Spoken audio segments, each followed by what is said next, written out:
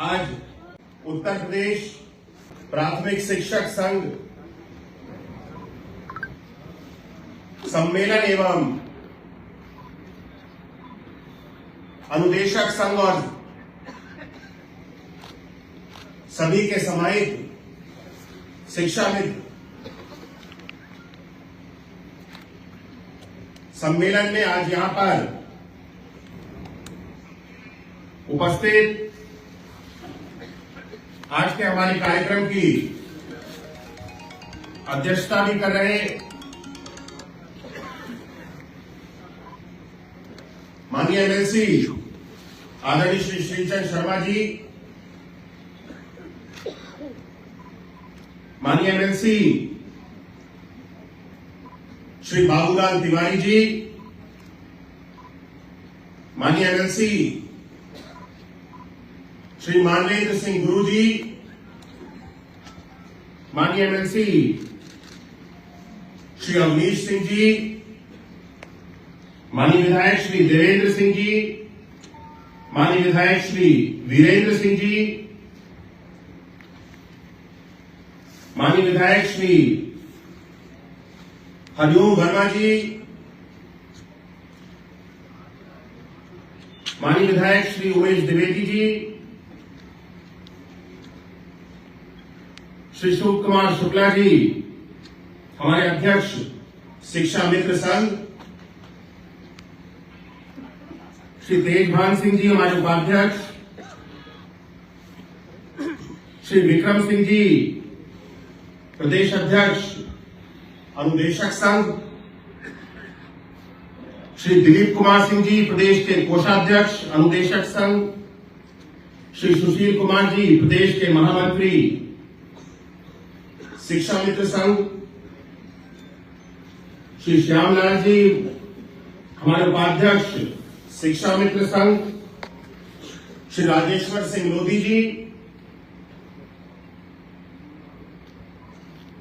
एवं मंच पर उपस्थित, क्योंकि मंच बहुत बड़ा है, मैं हर एक व्यक्ति का नाम लेना मेरे लिए संभव नहीं होगा, लेकिन सभी के प्रति सभी का नाम समाहित करते हुए सम्मानित मंच कहते हुए और मेरे सामने आए हुए सभी आज के हमारे कार्यक्रम के सबसे प्रमुख अंग हमारे सभी शिक्षा मित्र, सभी अनुदेशक, आप सभी का एवं यहां पर आए हुए सभी अन्य अतिथिगण, आप सभी का मैं अपने हृदय से आज के इस भव्य कार्यक्रम में स्वागत करता हूं, वंदन करता हूं, अभिनंदन करता हूं।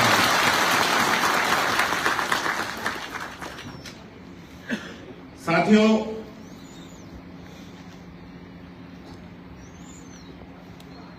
आप सब लोग उत्तर प्रदेश की हमारी शिक्षा व्यवस्था का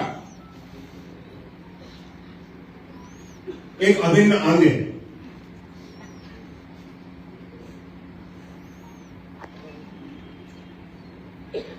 कठिन से कठिन समय में भी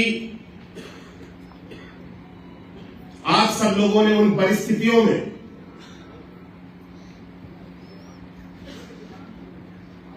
शिक्षा की अलग को जगा करके रखने का काम किया है।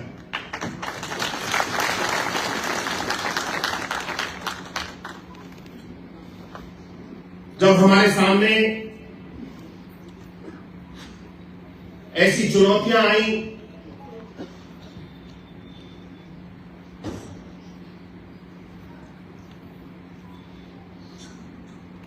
कि बच्चों का जो पठन पाठन का कार्य था वो बाधित होने लगा, उस समय भी हमारे शिक्षा मित्रों ने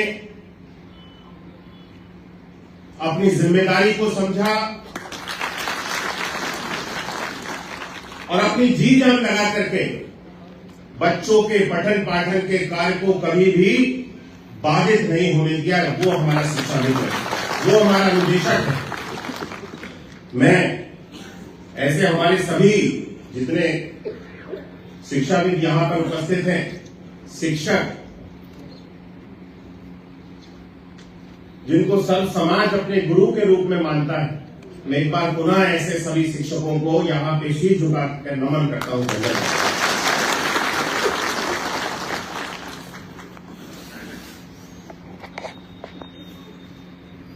हम सबका दायित्व एक शिक्षक होने के नाते समाज में जागरूकता लाने का, समाज को एक दिशा देने का और समाज के अंदर एक शिक्षक होने के नाते जितनी भी कुप्रथाएं, इन सारी चीजों को समाप्त करना और एक ऐसी नई पीढ़ी को तैयार करना है जो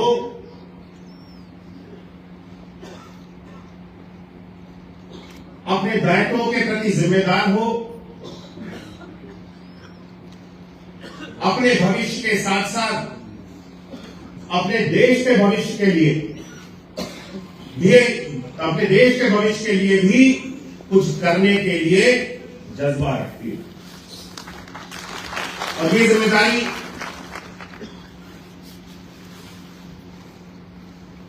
जब मैं शिक्षक का प्रयोग करता हूं तो हमारे शिक्षा मित्र उनसे अलग नहीं। आप भी इस अलग को जगाने में, नई पीढ़ी को मजबूती से खड़ा करने में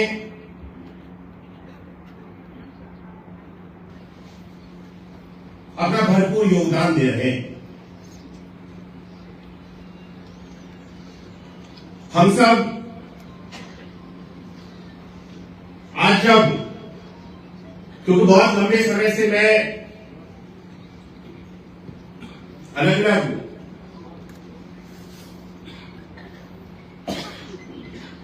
संगठनों के माध्यम से और अलग अलग समय पे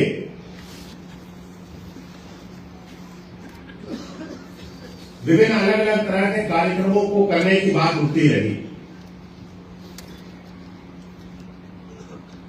लेकिन मेरा मानना है कि संगठन अवश्य होने चाहिए। शिक्षा मित्रों की, आपके सभी पूरे परिवार की जो भी समस्याएं हैं उनको उठाने के लिए, आपकी आवाज को उठाने के लिए, और हमारे सभी सम्मानित जितने एमएलसी भी हैं आपके, शिक्षक से स्नातक से, वे भी अपने दायित्वों का पूरी तरह से निर्वहन कर रहे हैं और आपकी आवाज को सदन तक आपके बीच में से चुन करके जाने के बाद में पूरी मजबूती के साथ उठाते हैं।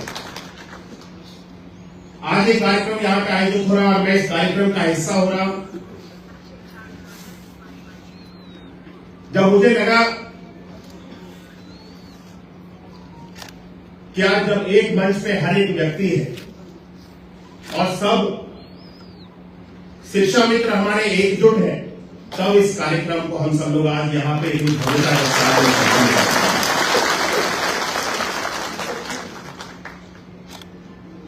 संगठनों का अलग अलग होना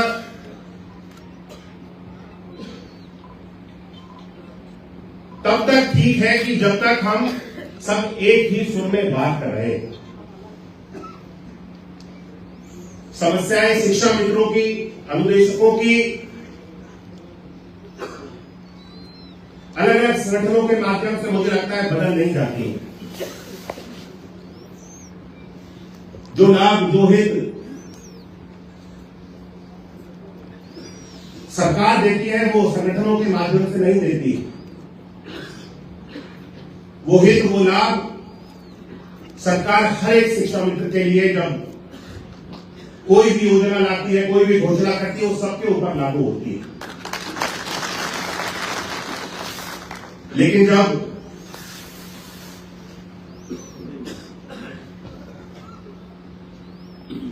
शिक्षा मित्रों के बल पे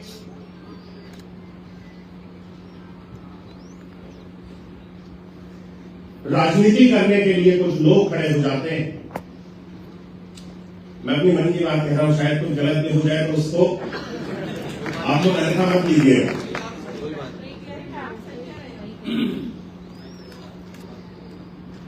तब मुझे ये चीज बहुत खराब लगती है कि ये शिक्षा मित्र ये वो शिक्षक है जो अपनी मेहनत से हमारे बच्चों के भविष्य को संवारने के लिए लगा हुआ है, दिन रात एक कर रहा है।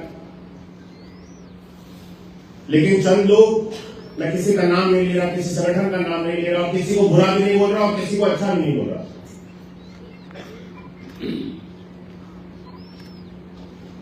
जब हमारे मासूम लोगों के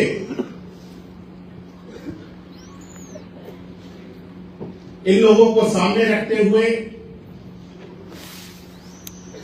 और इन लोगों को, शिक्षा मित्रों को, सभी हमारे लोगों को भ्रमित करते हुए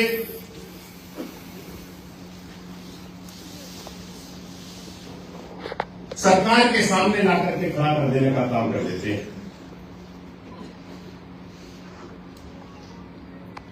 और एक संदेश ऐसा जाता है कि शिक्षा मित्र,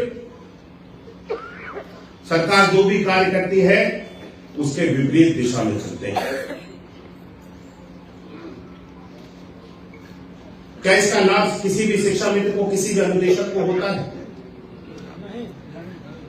लेकिन लाभ किसी व्यक्ति को तो मिल जाता है। वो कोई भी व्यक्ति है, उस व्यक्ति को इसका लाभ मिल जाता है और उसके कारण नुकसान किसका होता है? सभी लोगों का। मैं चाहूंगा जब सरकार आपके साथ है, आपके हित के लिए कार्य कर रही है, हमें स्वयं को समझना हो कि हमें किसके साथ चलना है और किसके साथ नहीं चलना। हमें हमारी एकता को बना करके रखने का काम करना है। सभी संगठित रहेंगे, एकजुट रहेंगे, तभी आप आगे बढ़ सकते हैं। आज जो भी समस्याएं हैं हम सब लोगों के सामने, इन सारी चीजों का निस्तारण बहुत पहले हो चुका होता, लेकिन जबरदस्ती चीजों को बिगाड़ना और स्थितियों को सामान्य ना रहने देना किसी व्यक्ति का नाम नहीं लेता। कुछ लोगों की वजह से स्थितियां सामान्य नहीं रही और इस तरह की छवि बनी कि शिक्षा मित्र अपने मन के हिसाब से चलते हैं। हमें इस छवि को पूरी तरह से बदलने की आवश्यकता है। यह है नहीं, सच्चाई नहीं है, लेकिन एक भ्रम बनाया गया। ये भ्रम भी क्यों रहना चाहिए? इस भ्रम को समाप्त करने के लिए हमें अपनी एकता को साबित करना होगा। हम एक हैं और आगे हमेशा एकजुट रहेंगे, ये संदेश हमें देने का कार्य करना है। और जिस तरह से हमारी सरकार आज सकारात्मक दिशा में आगे बढ़ रही है, शिक्षा के क्षेत्र में जिस तरह से हमारी सरकार ने कार्य किए हैं,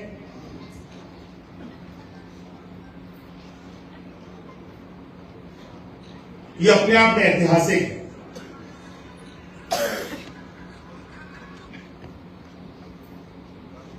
दो 2017 से जब से योगी जी के नेतृत्व की भारतीय जनता पार्टी की सरकार बनी, शिक्षा के क्षेत्र में बहुत सारे बदलाव किए।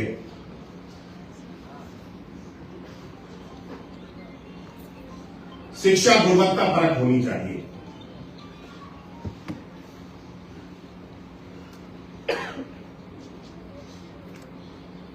केवल विद्यालयों के निर्माण को करना, विद्यालयों को उनके सौंदर्यीकरण को करना और नई नई इमारतें बना करके खड़ी कर देना ही हमारी सरकार का उद्देश्य नहीं। हमारी सरकार का उद्देश्य ये स्पष्ट है। जिस तरह से राष्ट्रीय शिक्षा नीति को बना करके लागू किया गया और उसके अंतर्गत जो बदलाव इस देश के अंदर, इस देश की शिक्षा व्यवस्था में बहुत पहले आ जाने चाहिए थे, उन बदलावों को हमारे देश के प्रधानमंत्री आदरणीय श्री नरेंद्र मोदी जी के द्वारा लाया गया। ये साफ दिखलाता है, इससे साफ झलकता है कि हम शिक्षा की गुणवत्ता के ऊपर ध्यान दे रहे हैं। बच्चों की शिक्षा इस बदलते हुए युग के साथ में किस तरह से बदलनी चाहिए और नए युग की नई शिक्षा कैसी होनी चाहिए, ये राष्ट्रीय शिक्षा नीति के अंदर पूरी तरह से दर्शाया गया है। आज डिजिटल एजुकेशन को हम सब लोगों ने प्राथमिकता दी, क्योंकि नया युग डिजिटल युग है और बिना डिजिटल एजुकेशन के क्या हमारा आने वाली नई पीढ़ी आगे बढ़ सकती है? नहीं बढ़ सकती है। आज हर एक चीज डिजिटलाइज हो रही है। हमने अपने हर एक विद्यालय को डिजिटल संसाधनों के साथ, उपकरणों के साथ युक्त करने का काम किया और मैं गर्व के साथ कह सकता हूं कि उत्तर प्रदेश जिस दिशा में आगे बढ़ रहा है, उत्तर प्रदेश का शिक्षा विभाग जिस गति के साथ और जिस दिशा में आगे बढ़ रहा है, ये देश का सर्वप्रथम प्रदेश होने वाला है जो शिक्षा की व्यवस्था में सबसे आगे बढ़े। उत्तर प्रदेश पहले बहुत सारी चीजों के लिए 2017 से पहले जाना जाता है। सबसे बड़ी जनसंख्या वाला प्रदेश, सबसे बड़ी आबादी का प्रदेश, लेकिन जाना जाता था गुंडे, माफिया और कुख्यात अपराधियों के नाम से, भ्रष्टाचार के नाम से, शोषण के नाम से। आज इस छवि को पूरी तरह से बदलने का काम हमारी उत्तर प्रदेश की योगी जी की और मोदी जी के नेतृत्व की सरकार ने किया। आज उत्तर प्रदेश देश के ग्रोथ इंजन के रूप में जाना जाता है। ये उत्तर प्रदेश उत्तम प्रदेश के रूप में जाना जाता है, जहां का शिक्षक अपनी जी जान एक करते हुए आने वाली नई पीढ़ी को तैयार करने के लिए इस देश की 2047 में जो हमारे प्रधानमंत्री जी ने सपना देखा है, एक विकसित राष्ट्र का, एक विकसित भारत का, उस सपने को पूरा करने में अपनी जी जान लगा देने वाली उत्तर प्रदेश के हमारे एक शिक्षक के नाम से आगे प्रदेश जाना जाता है। साथियों, जब सरकार सकारात्मक दिशा में आगे बढ़ रही है,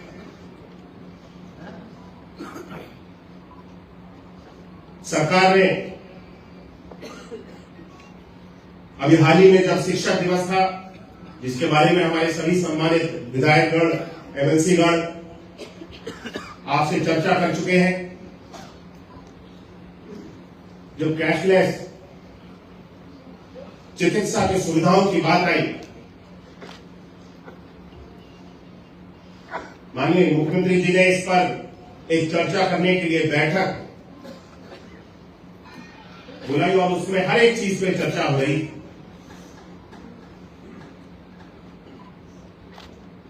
जब शिक्षकों की बात आती है और उनके योगदान की बात आती है,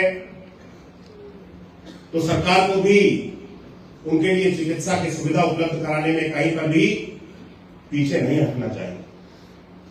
और इसमें एक बिंदु तब यह भी रखा गया बैठक में कि हमारे शिक्षा मित्र, अनुदेशक और उनके साथ साथ रसोइये भी, जिनका योगदान कभी भुलाया नहीं जा सकता है शिक्षा के क्षेत्र में, इनको भी इसमें सम्मिलित करते हुए कैशलेस चिकित्सा की सुविधा दी जानी चाहिए। तब आप सब लोगों को भी माननीय जी ने निर्णय किया कि हाँ, इन सब लोगों को भी सम्मिलित करते हुए, और उन्होंने स्वयं इसकी घोषणा की कि समस्त सभी शिक्षकों को इसके अंतर्गत हम सब लोग समाहित करेंगे और इसकी रूपरेखा बहुत जल्द बन करके तैयार हो जाएगी। क्योंकि एक जब बड़ी व्यवस्था बनानी होती है, कोई नई चीज की तैयारी करनी होती है, इसका ड्राफ्ट तैयार किया जा चुका है। मुझे लगता है हमें बहुत ज्यादा प्रतीक्षा की आवश्यकता नहीं होगी। हम सब लोग इसमें बहुत तेजी से आगे बढ़ रहे हैं और बहुत जल्द आज सब लोगों को इन सारी चीजों की कैशलेस चिकित्सा की जो सुविधा है, इस व्यवस्था के साथ में आपको जोड़ दिया जाए।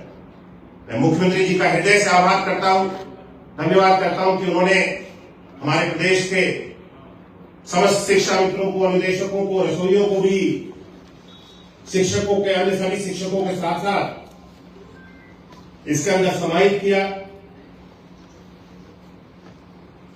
और भी अन्य सभी मांगों पे हमारी सरकार विचार कर रही है। शिक्षा मित्रों को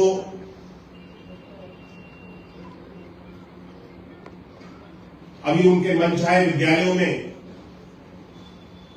पहुंचने का अवसर मिल जाए, क्योंकि कई सारे शिक्षा मित्र ऐसे हैं जिनको अभी अपने विद्यालयों तक पहुंचने में भी कठिनाई होती है। इसको ऊपर भी हम सब लोग कार्य कर रहे हैं और बहुत जल्द एक व्यवस्था बना करके लागू कर दी जाएगी कि हर एक शिक्षा मित्र को अपनी स्वेच्छा से जिस स्थान पर उसका विद्यालय होना चाहिए व्यवस्था के अनुसार वहां पर वो पहुंच करके अपने पठन पाठन के कार्य को आसानी के साथ कर सकते। हम इस पर काम कर रहे हैं और बहुत जल्द इसको पूर्ण कर दिया जाएगा। आपकी प्रतीक्षा की घड़ी अब लगभग समाप्त हो चुकी है।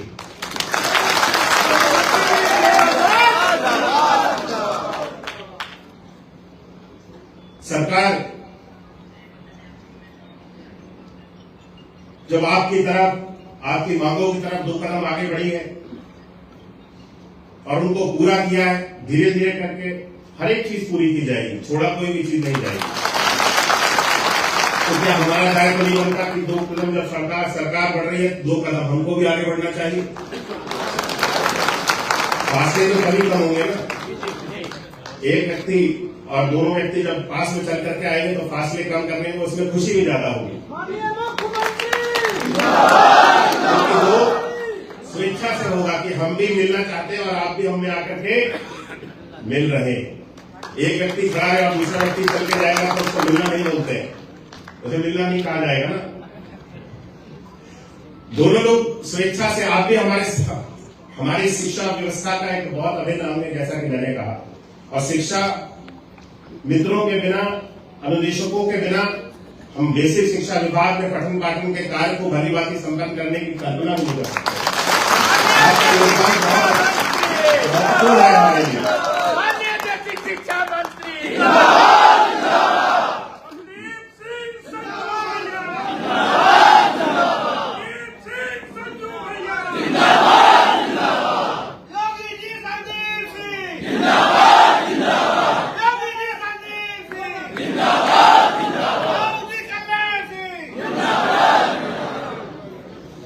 आज का कार्यक्रम बहुत ही अच्छा है और आपके अंदर उत्साह जो है वो पूरी तरह से देखने को मिल रहा है। किसी भी व्यक्ति में कार्यक्रम में, मुझे ही यहाँ पे आए हुए 2.5 घंटे हो गए और आपके इससे पहले से बैठे हुए और समय कैसे निकल गया पता नहीं चला। मेरी एक बैठक भी थी, उसका भी आधे घंटे से मैं उसमें भी विलम्ब हो चुका हूँ पहुंचने में। लेकिन यहाँ पे आप सब लोगों के बीच में सभी लोगों को सुनने में इतना आनंद आ रहा था कि समय का पता नहीं चला। और मैंने भी कहा कि थोड़ा विलम्ब होता है तो कोई बात नहीं, आगे से पहुंच करके हम बैठक को मैं बहुत अधिक समय नहीं लूंगा। केवल यही आप सबसे अनुरोध करने के लिए आया हूं कि ये जितने भी नकारात्मक चीजें हैं इनको हमें समाप्त करते हुए, एकजुट होते हुए समस्त शिक्षा मित्र, समस्त अनुदेशक, हम सब एक हैं, सरकार का एक अंग है और एक सुर में आगे बढ़े, एक आवाज में आगे बढ़े। जब 2 कदम आप आगे बढ़ रहे हैं, सरकार भी आपकी तरफ 2 कदम बढ़ रही है और जब हम एक हो जाएंगे तो मुझे नहीं लगता कि आने वाले समय में आप सब लोगों की जो भी समस्याएं हैं उसका पूरी तरह से निस्तारण होगा। मैं कोई घोषणा तो नहीं कर सकता, जैसा कि पहले श्रीचंद जी ने भी कहा कि मैं रोका नहीं है, उनका योगदान मिल रहा है, उनका पूरा समर्थन है। वो इसको बहुत जल्दी से आगे लेकर के जाने में अपना सभी हमारे जितने भी एमएलसी है, स्नातक के और सभी हमारे विधायकगण भी आपके सभी समस्याओं को रखने में, आपकी आवाज बनने में माननीय मुख्यमंत्री जी तक मेरे साथ में मेरा सहयोग सदैव देते हैं और आगे देते भी रहेंगे।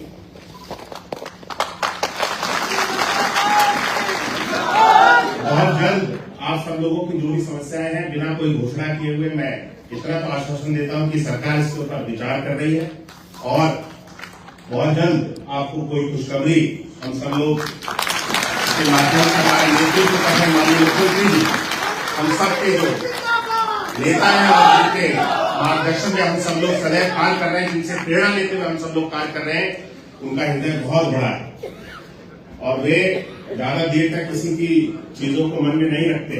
जो भी नकारात्मक चीजें होती हैं, अगर हम बढ़ करके सकारात्मक दिशा में आगे बढ़ना चाहेंगे और हम स्वयं से, हमारे सभी सम्मानित जन इसको ध्यान लेंगे कि हमें जो भी हमारे बीच में, सरकार के बीच में और आपके बीच में भ्रम फैलाया गया, इसको समाप्त करना है और हमें हमारी एकता दिखानी है। ये निर्णय अगर हम लोग कर लेंगे तो बहुत जल्द ये खुशखबरी भी साथियों आपको मनमोहन जी के मुख के माध्यम से सुनने को मिलेगा। लेकिन इसका एक संदेश जाना चाहिए, आज से संदेश जाना चाहिए पूरे प्रदेश में, हमारे समस्त सभी शिक्षा मित्रों में, सभी अनुदेशकों में कि हम एक सुन के बात करेंगे।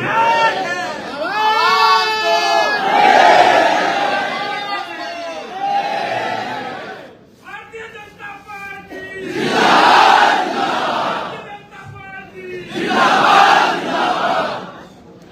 मैं ये नारा लगा नहीं सकता था, लेकिन आप लोगों के ये कोई पार्टी का कार्यक्रम नहीं कर रहा है, इसको कृपया करके इस तरीके से ना मोड़िएगा। ये हमारे शिक्षकों का, सम्मानित शिक्षकों का, शिक्षा मित्रों का, निदेशकों का कार्यक्रम। अब हम शिक्षा के लक्ष्य जगाने के लिए यहाँ पर एकत्रित हुए हैं, अपने प्रदेश को नई ऊंचाइयों तक लेकर के जाने के लिए यहाँ पर एकत्रित हुए हैं, और हमारे शिक्षा मित्रों की जो भी समस्याएं हैं उनको हम सब लोग दूर कर सके और आपकी आवाज उन तक पहुंच सके इस मंच के माध्यम से। इसीलिए हम सब लोग आज यहाँ पर एकत्रित हुए हैं। हमारी सरकार आप सबके लिए बहुत ही संवेदनशील है। शिक्षा मित्र समस्या नहीं, शिक्षा मित्र समाधान। इस सोच के साथ हम सब लोग आगे बढ़ रहे हैं। आप सबका सहयोग हमें सदैव प्राप्त होता रहे और हम देश को नई ऊंचाइयों तक लेकर के जाते रहे। और इस स्नातक के चुनाव में भी हमारे जो लोग पहले से वोटर बन चुके हैं और जो ना बने वो कृपया करके अपने आप को वोटर बनवा लें। ये भी